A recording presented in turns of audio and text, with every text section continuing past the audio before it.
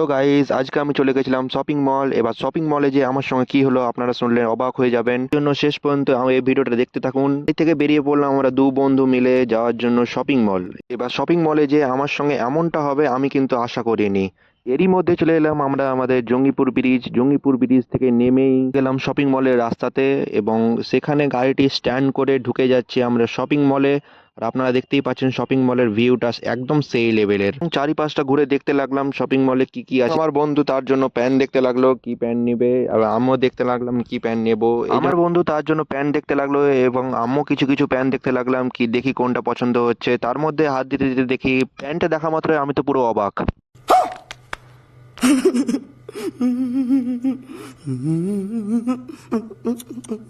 করতেই আমি চলে গেলাম একটু আয়নার সামনে গিয়ে একটু স্টাইল মেরে নিলাম। স্টাইল মারার পর একটু ভেবে নিলাম একটা গেঞ্জি নেব, কিন্তু কোন গেঞ্জিটা নেবো তাই ভেবে পাচ্ছিলাম না। গেঞ্জি দেখতে দেখতেই আর একটা গেঞ্জি দেখলাম, ওটাও ভালো লাগছিল, কিন্তু দাম দেখে আমার পুরোই মাথা নষ্ট। তাই আমার বন্ধু আমাকে ডাকলো, এখানে একটা প্যান্ট আছে দেখে যা, তোরও ভালো লাগবে। তা আমি প্যান্টটি গায়ে চলে এলাম এবং প্যান্টটি দেখতে লাগলাম। প্যান্টটি সত্যি খুব ভালো ছিল, কিন্তু আবার দেখছি फिरता रहूं दर बदर। শপিং মলে চলে এসেছি না সোনার দোকানে চলে এসেছি আমি কিছুই বুঝতে পারছি না। তাই আমি তো কিছু কিনতে পারলাম না।